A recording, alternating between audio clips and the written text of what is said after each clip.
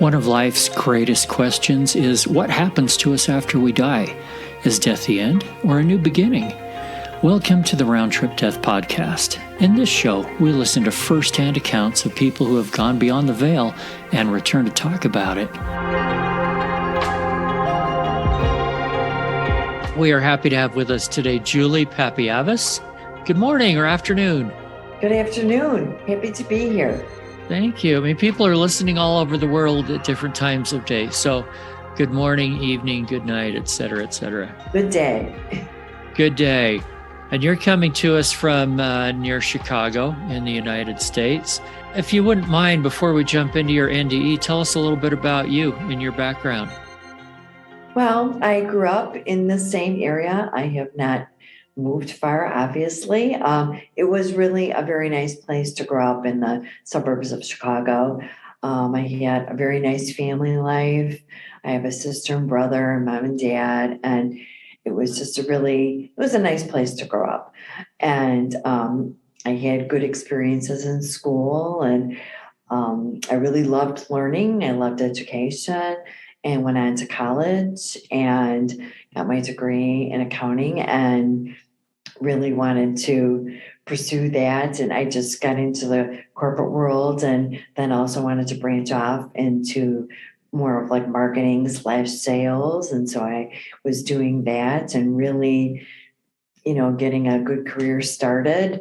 And that's when my injury happened just at that point. And so it made a major detour in my life. Can I also add to that you're an author and you can give a shameless plug for your book right now? Thank you.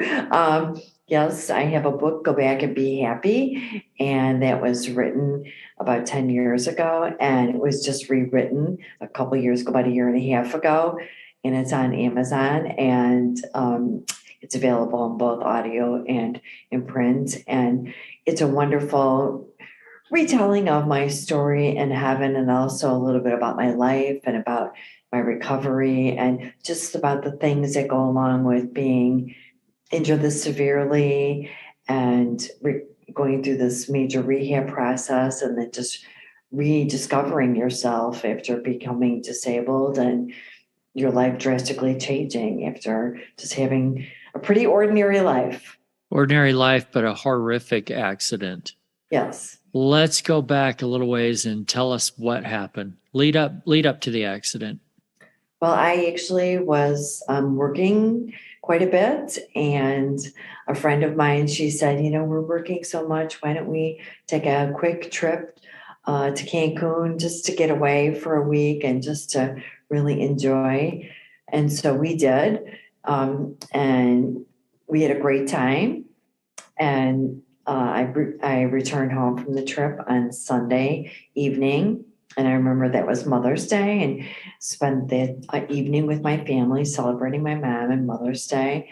And the next day I went to work, and I don't have a memory of that because after work I was leaving a shopping mall where I had stopped to get some moisturizer for all the sun that I had received in Cancun.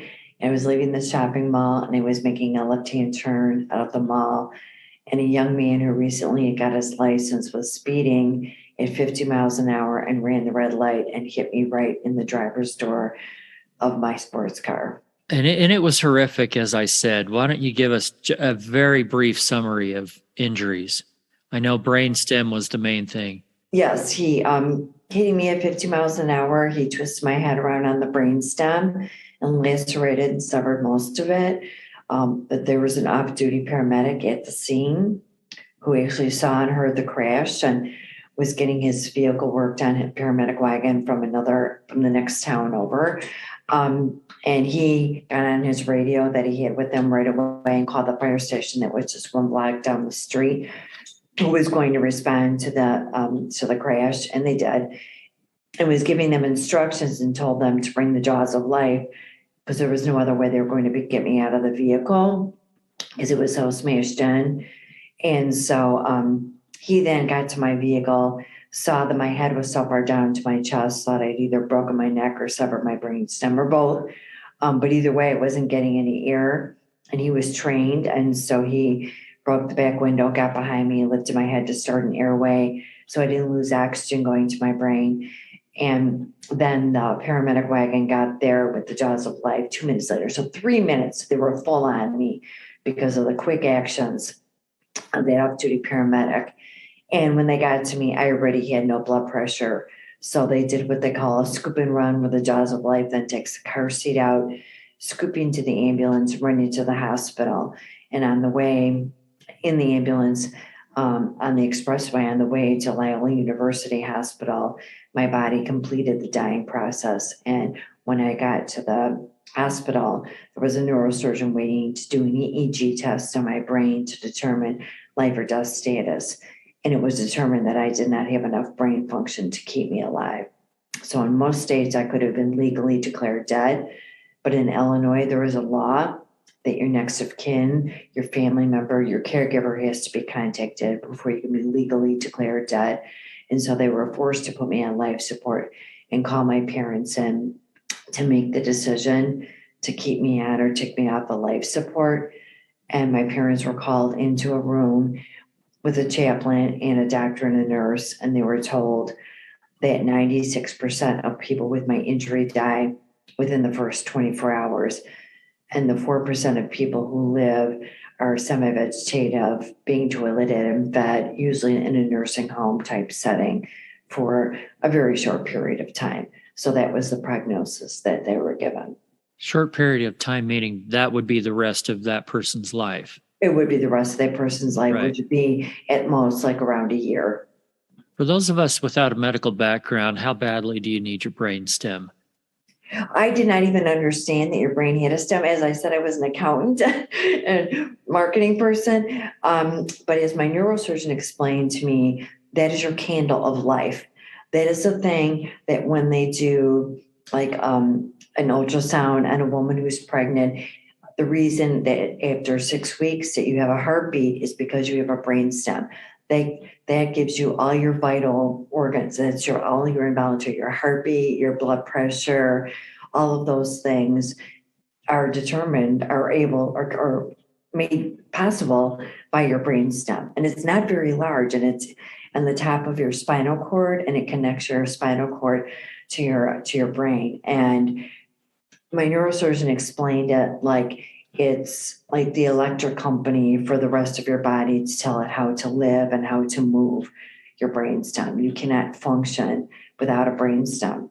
And so that's why the death rate is so high, because you literally cannot live without a brainstem. Right. Right. Wow. I can't imagine what your parents were going through hearing that kind of news.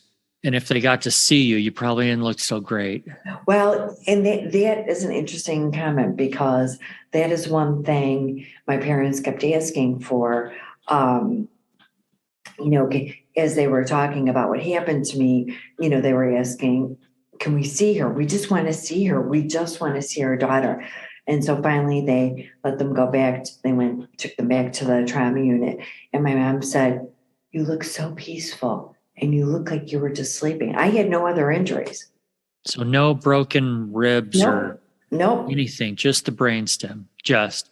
It's a little more than just. Right. Yes. And so, yeah, my parents were amazed that I just looked like I was sleeping, because they had just heard how severely injured I was. And then they walked back there and it looks like I was so peaceful and sleeping. Right. Except for, I'm sure, the machines and things going on. Right. Okay. Is there anything else you can tell us before we get into the NDE? And do you know at what part of this process, because it was a very long recovery and there was time before you were put on life support, do you have any idea when the NDE happened? Oh, I'm sure it must have been, because the paramedics said they never called the hospital to see how I was doing, because they just assumed that I had, passed away and that there was no hope. And, I've actually spoken to a lot of medical schools and a lot of different physicians throughout the country. And it really comes down to, a matter of how long you're going to work to keep someone alive, how much effort's going to be put into that, how much money is going to be spent. Yes, it does come down to that. And the prognosis for someone like me is terrible. It's terrible. There's no functioning life after having that damage of a brainstem.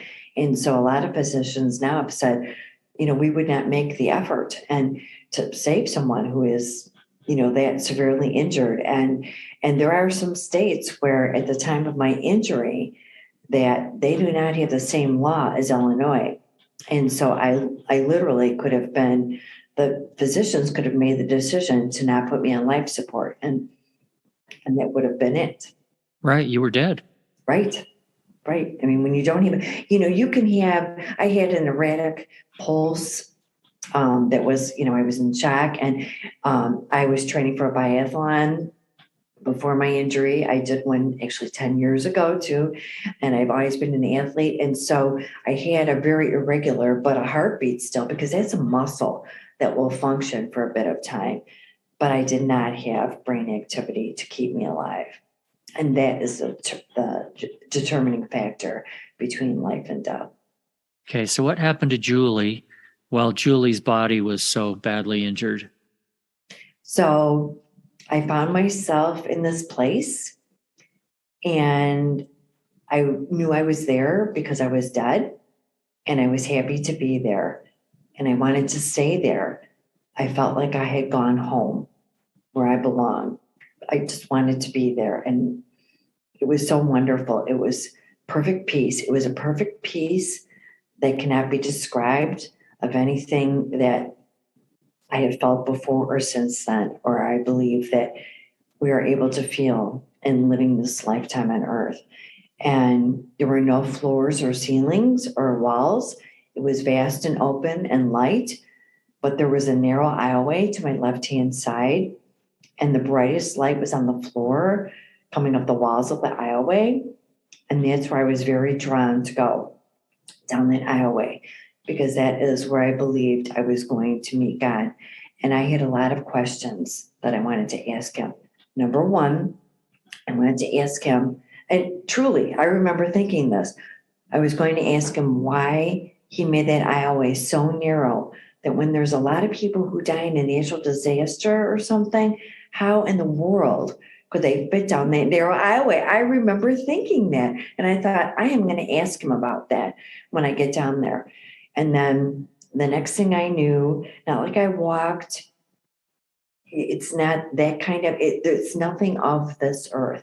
But I was suddenly before my two deceased grandmothers. And I couldn't take we all had blue eyes. And it's not like they spoke. It was like their thoughts were conveyed to me through their eyes, because my mom's mom did all the talking, and my dad's mom, my parents, my mom is 4'10" and my dad was over 6'6". So that's kind of my grandmothers were the same kind of relative difference in size. And so my dad's mom was smiling and had her arm or her hand on my grandmother's shoulder. And my other grandmother did all the talking, which was kind of usual for their personalities. And they were happy to see me, and I was very happy to see them. And they appeared to me to be my grandmas, not like before they passed away, but just my grandmothers. And I couldn't take my eyes off my grandmother's eyes. They were like this endless tunnel of blue light. And I felt God's presence right there. And it's not like she was talking to me. It's like her thoughts were conveyed to me through her eyes. And I said, okay, come on, girls, let's go, pointing to the aisleway. Like it would be so great that we could go together. And my grandmother said, no, you can't go with us. You have to go back. And I suddenly felt I was not frightened, but I did not want to go back. And I was very stressed. I did not want to go back. And I pointed to my left side and I said, I can't go back because I'm not physically okay, pointing to my left side that was paralyzed. And my grandmother, again, her thoughts were conveyed to me. I looked into her eyes and she said, your body will heal. And I felt the warmth, and I knew everything then was going to be okay. And I felt the warmth of the Holy Spirit wrap around me like a blanket. And I just knew that everything was going to be okay. I knew what she had said to me was the truth. And then she said, go back and be happy. And so that's why we named the book that. And that's why my website is at gobackandbehappy.com. That's why everything is Go Back and Be Happy, because that's what she said to me. And then the next memory I have was waking up in the rehab hospital 6 weeks later. That was my first memory. And just waking up as if you'd been asleep. No, I woke up and I was totally paralyzed on my left side. That's inside and out. I couldn't see out of my left eye. I couldn't speak. I was fed through a G tube. I was in diapers. So when you're paralyzed, it's not only that you don't have movement, you don't have any feeling. So it was like my left side was completely gone. And I was frightened. At first I was very mad that how could this happen? And then I just got scared that how in the world was I going to have a life in this body that didn't work? And I remember asking God that, how could you leave me in this body that doesn't work? What am I supposed to do? And I just couldn't stop crying. And that's why they put me on medication, because I couldn't participate in rehab. And if I couldn't participate in rehab, I was going to have to go into a nursing home. And I didn't want that. So I said, okay, let's get this done and start working on my recovery. And I had the hope of the Lord's words that my body would heal. And so I was going to try my best and work my hardest to make that happen. Yeah. All right. Let's circle back to the rehab in a few minutes and focus a little more on the NDE. Is there anything else that you can remember? For example, you knew your grandmothers and that they were deceased. Did they look like they did right before they died? Did they look younger? Is that something you saw or remember? Yes, they appeared to me like my grandmas when when I was a little girl. They were older women, but they were not like before they passed away. They were happy and healthy and smiling, and they looked to be like the grandmas I always knew growing up. No wonder it felt like home. It absolutely did. I mean, it felt like that's where I had come from, and then I just went back there. That it was just my place to go. That's where and I still feel like that after I am done living in this life, that's where I will go back to. And I feel like that's where I came from, and that's where I will go back to. Did you meet or see any other people, beings there? No, I did not. No. Okay. You talked a little bit about feeling God. Tell me more about that. Oh, I as much as I'm sure my grandma, no, I shouldn't even joke around like that, to say that she was responsible for my brainstem healing, but she wasn't like that kind of person. But I know that it wasn't she that healed my brainstem. I know that it could only be our Lord and God who was able to do that, because after I woke up from the coma, about 6 months after that, they did an MRI where they loaded my brain and spinal cord with dye, and they, put me in the closed container, and so you can hear the operators, and they said, "Oh my gosh, her brainstem is normal." And so, to the words of God, my brainstem was healed. And I know that when my grandmother said that to me, I know that it wasn't her, because I could feel God's presence, and I couldn't take my eyes off her eyes. There were these endless tunnels of blue light, and I felt God's presence. I felt him there, and it were just like her thoughts were conveyed to me. So he appeared to me as my grandmother's, and I feel like, that was perfect. He knew exactly who would comfort me and who I could, because I believe that if I had to see, I know that younger children have seen Jesus and have come back. I don't know how I would deal with that every day, and seeing Jesus and coming to this world and living in this world. I can't even see or watch movies, or like on Good Friday, to hear the stories of our Lord's crucifixion. It's too hard for me. It's too painful for me. And so I can't imagine having seen him and come back and live in this world. I think it would be even more difficult because I think even having the near-death experience, or in my case, death experience, I think that I had to go for quite a bit of grief counseling initially, because just to accept that and for that to be part of your new normal life, it's something that you really have to come to terms with and come to grips with and fit it into your life and what you're going to do with your life going forward. And my dad said something very good to me that kind of put that in perspective. He said, this recovery is a responsibility. And I said, I feel that. I really do feel that. And I understand that. And that's how I feel about it to this day. You mentioned the words you felt perfect peace. Expound on that. Like I said, it's just nothing I can explain that we feel here. It's just such a feeling of tranquility and beauty and of just perfection. There's not a care in the world. There's just it's just love. It's pure love and warmth and light. Normally at this point, I have 50 more questions, but I'm still processing for some reason. So if I come up with more in a while, I'll let you know. I hear that a lot. And it's so interesting because every one of these experiences is different. Mm-hmm. Oh, yes. And I think that's so cool that you saw your grandmothers. Did you know them well in this life before they passed away? Oh, yes. My family is quite close, and my extended family as well.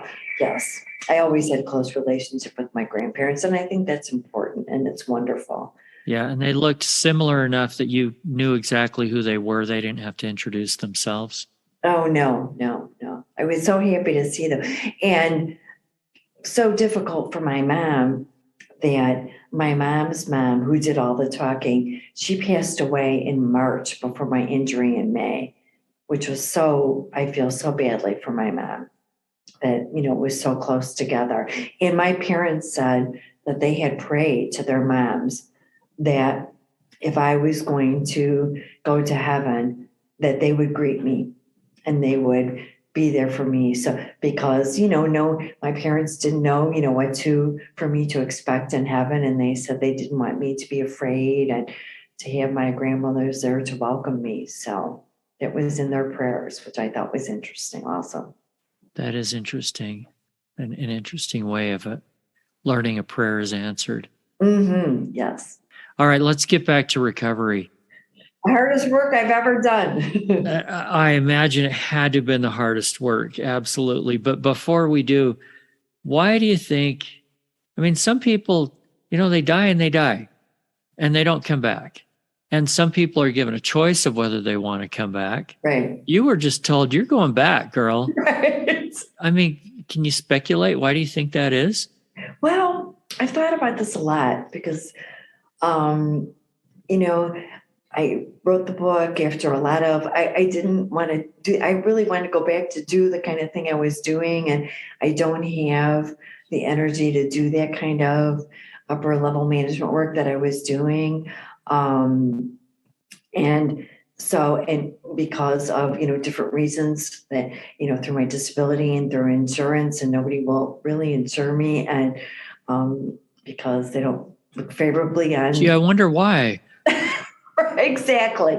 And so, I had to go on Social Security disability, and I'm so thankful that our government has it in place because I had to go on Medicare. So I had to do that, and I'm very happy to be able to have the ability to have insurance and to be able to do that. And so I had to find another path to, to work and to be able, and I thought, as soon as I woke up from the coma, I knew that sharing this story, God's story, was going to be my quote unquote life's work. Work. It's really my passion. It's really what I love to do. And it's really my calling. I feel like I could do nothing else. And so that's when they're just it's always had a life of its own. There were TV shows calling and people, wanting the book to be done. And I had people wanting to do a movie. And so I was out in California and there were producers who wanted to do that, but I walked away from that because of how things are handled. And it wouldn't be my story anymore. And I wouldn't be able to tell it the way that I'm telling it now. And I still believe that if the Lord wants more people to see it, that he will. And actually, they told me in Hollywood that it would make a lovely documentary, and that the Chicago area was a wonderful place to have that done, and that it should be. There's a lot of details in the story that would make a wonderful documentary. So that, I believe, is still something that is possible. And if God wants it done, that he will open those doors and show me the way to get that done. And I would be happy to do that. And there have been people who've approached me, and I just feel that there hasn't been the right funding in place to be able to, pay people properly, that as they should be paid for their work. And being a business person, I understand all that. So I would be very open to opportunities if people want to do that. I just believe that this story needs to be told to more and more people. So, Or you could just be on Round Trip Death Podcast. It trumps all of those. however God believes it's best to be told, I will continue to do that. We'll go with that. How long did it take to rehab? But I know that's a process that doesn't just end one day. Ever, right. Yeah. I grew up with a pool in my backyard. So like the first 12 years were intense rehab. I mean, literally like 8 weeks getting my left toe, because my left side was paralyzed, getting my left, not toe, but whole foot to be able to point forward so that I didn't keep tripping on it. And ridiculous amounts, like 8 weeks to work with, certain fingers to work together, and intensive eye rehab for months and months and months, and prism lenses. And now I have special contacts because my left eye the pupil is blown from nerve damage in my face, and I have nerve damage in my ears. So I actually have vertigo all the time when I stand, and I've learned to manage that. And I just keep my body strong through swimming and through lifting light weights to keep my body strong. And that's really the kind of rehab that I do now after, because rehab ends at a time where, but I have to say, I say it ends at a time, but when I wasn't able to use the pool because everything was shut down because of COVID, the atrophy came right back to my left side, and I ended up in physical therapy again for 9 months. And because I couldn't bend over enough to dress myself, and I went right back to what it was. And so I was back in therapy, and they're wonderful therapists. I call them God's little elves in my book, and they are. They really help people to be so functional, and they're amazing, just amazing. And so I did that during COVID. So it's an ongoing process, but you're also well enough. We're talking right now. You're in your office. You're working. Yes. I'm at Fairhaven Wealth Management is a company I work for now. So if I just met you for the first time and you were thinking, hey, I was sent back here to live, to deliver a message to somebody. And I said, Julie, tell me what that message is. And you've got like 30 seconds. Ready, go. Be happy. And happiness for each person is whatever, everybody knows what it is that makes them happy. I believe that part of that happiness has to be faith in something bigger than ourselves. I believe that that's where our happiness comes from, because, when you think about it, when you are a small person growing up, a young person growing up, you have instincts, good instincts. I believe everyone has good instincts from the minute they are born. And I believe if you act upon those good instincts, that will bring you true happiness in your life. And I believe a lot of it is belief in God and love of family and love of fellow persons. I believe it's all rooted in love and happiness. And I don't think that's a silly thing to say. I think if really that's how you focus your life and begin your life, all the other things about, planning and doing all of that, I think that's all part of it logistically. But I think if you start just by loving yourself and being happy with who you are and happy and having, like I said, I think faith in something bigger than ourselves, I think that's a great place to begin. And it will bring you a lot in your life. Should I be afraid of death? Absolutely not. Absolutely not. You should not be afraid of death, but also you should be conscious of how you live your life. We are all raised in, not even raised by people, but just like I said, that just what we have inside ourselves, the instincts that we have inside ourselves, that little voice that we all have. We know how to be good people and do the right thing. All of us do. And I think if you live with those things, follow that little voice that's inside everybody's head, that I think it does matter what you do in this life and how you treat people and how you act. I think it makes a difference in the life that you have after you leave here. Besides the fact that you're going to be dealing with physical things, I imagine, for the rest of your life, and your work has changed and some of those kind of things. How has this changed your life? What would Julie have been like without this experience compared to what you're like now?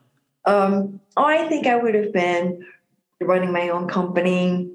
I think that I love business. I love work, and I love it, love it.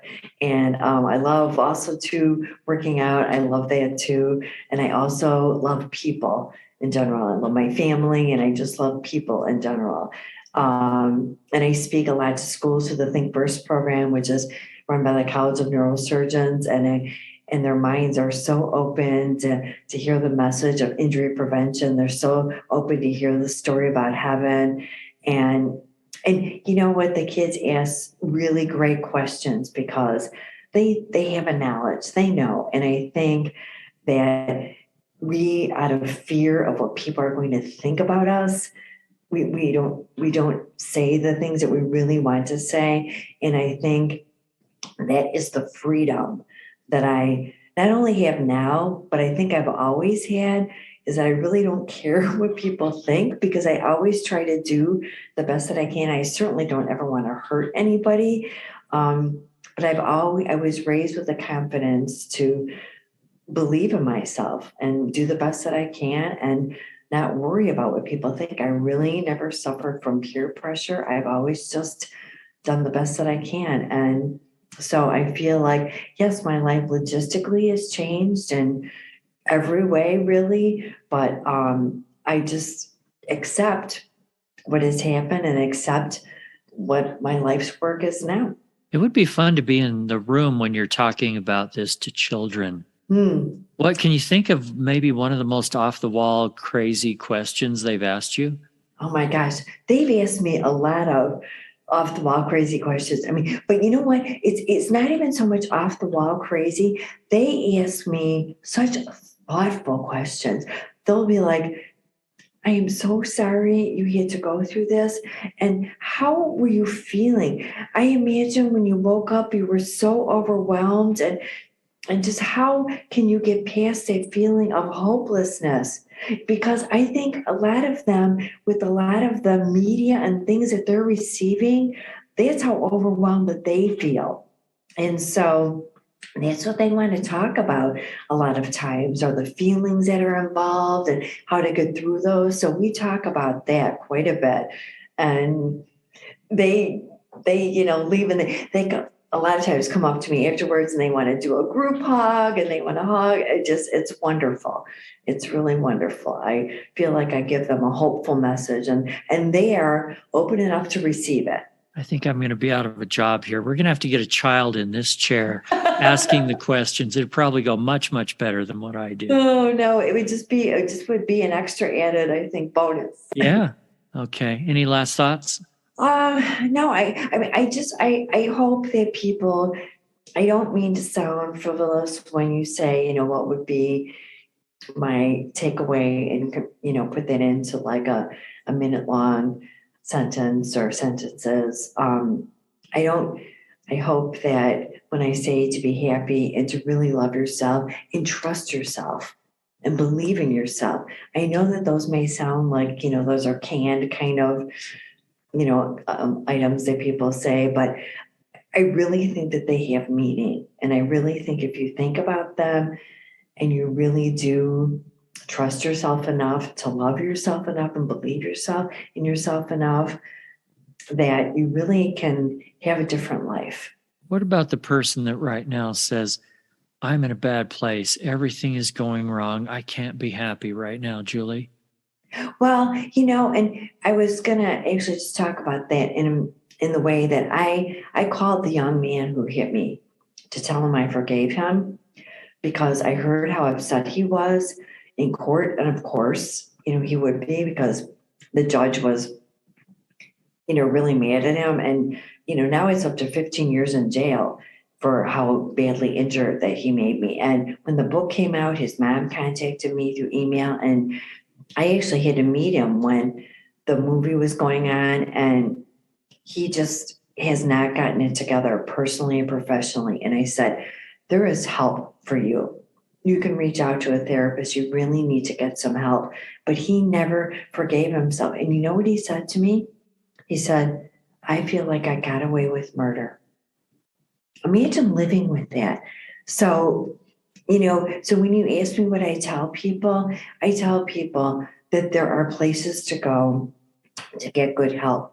Talk to someone who can help you. Go to your church, go to a medical professional, find someone, really reach out to someone who can help you. You don't have to live with that alone.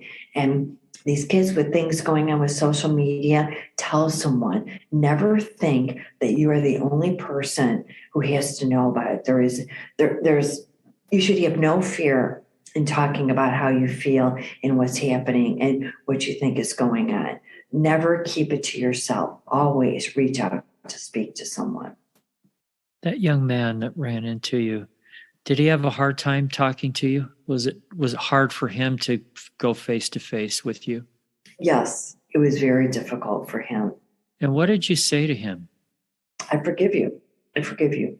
So forgive yourself and turn around and look forward and do something in your life that you wish to do, but turn around and don't keep looking back.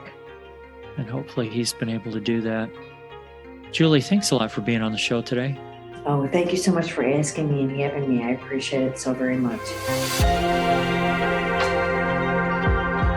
If you have had a round-trip death experience, we would love to hear about it. Send an email to eric@roundtripdeath.com. And lastly, if you have found this program uplifting, if it's given you just a little more hope in the future, share it with a friend, hit that follow button, and take a few seconds to write us a review. Until next time, I wish you everything good that you're looking for in this life and the next.